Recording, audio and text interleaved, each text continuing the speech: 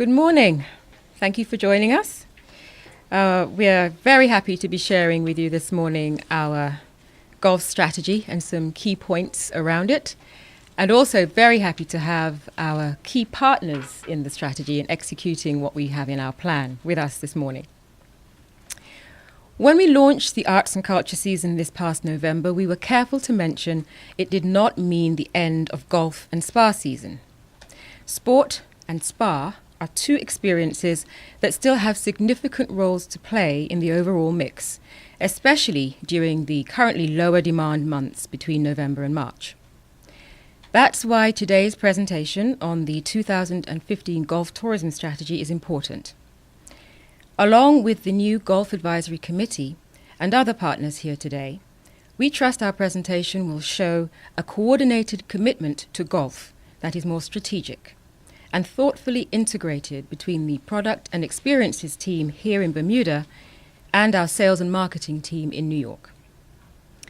We've distributed a 2015 golf tourism calendar that includes a collection of golf events here in Bermuda that the Tourism Authority is supporting because there's a visitor component.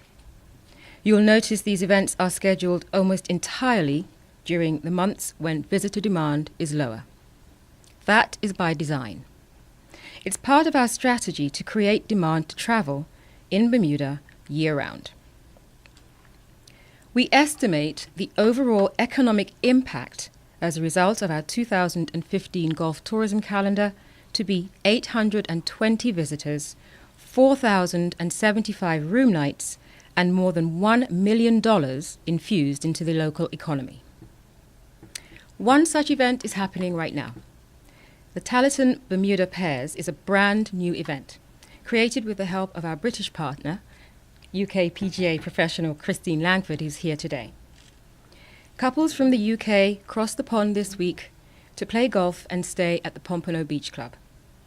As Christine will remind us, the weather in Bermuda may not be perfect, but it's far better than the wet and chilly 40 degrees in Britain.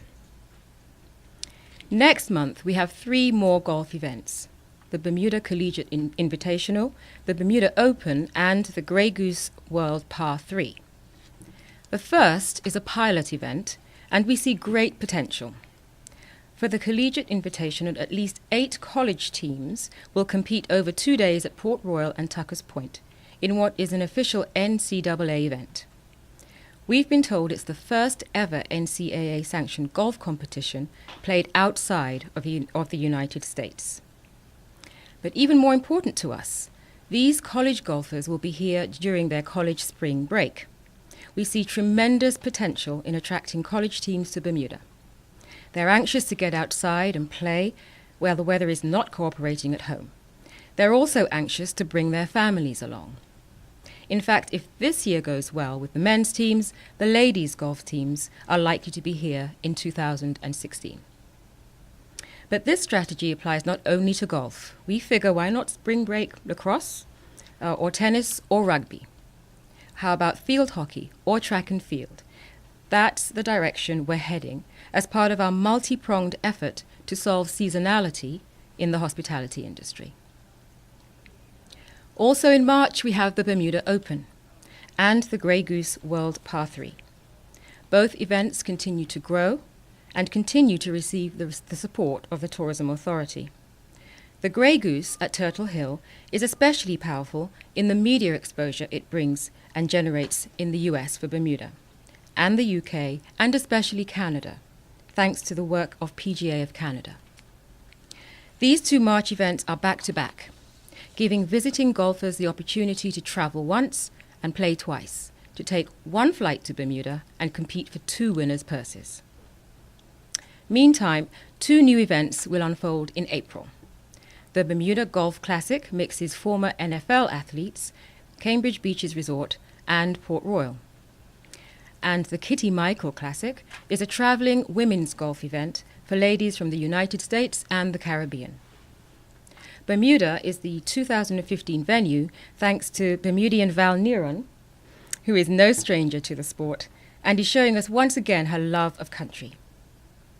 Speaking of passionate women, Christine Langford will be back with us in November for her consistently growing Women and Golf trophy. It started small, like the Taliesin Bermuda pairs, but is now among the biggest hotel blocks booked on the golf tourism calendar. Then we cap off the year in December with two mainstays, Gosling's Invitational and the Goodwill Invitational, which combine for 1,800 estimated room nights. Details for these events and the level of BTA support are almost finalised, but among the considerations is moving the dates back to back so that golfers can come to Bermuda and play both events in the same swing, like the March tournaments. This, we believe, is the route to growing these December golf tournaments.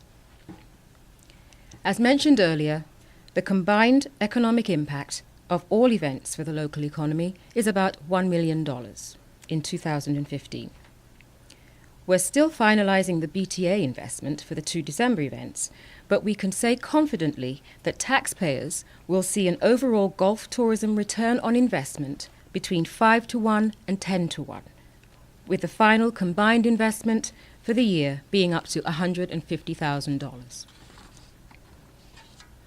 In addition to the golf tourism calendar, the Golf Around Getaway Package is another important component in the strategy, and we have a plan for growth. For starters, the Mid-Ocean Golf Club has been added to the package offerings for the first time. So now, every operable golf course in the country, including the Mid-Ocean, is available to visitors as part of the package. Plus, as a result of greater partnership, we expect to almost double the amount of participating hotels by April 1st. To us, this signifies greater confidence among our stakeholders that golf tourism is heading in the right direction, and a greater likelihood we can sell golf vacationers on a stay and play package. Over the past 5 years, an average of 963 rounds of golf were played on the Golf Around package. We expect to see that average go up over the next 5 years. Alex Medeiros, chairman of the new Golf Advisory Committee, will speak in a moment about the golf industry partnerships we have formed.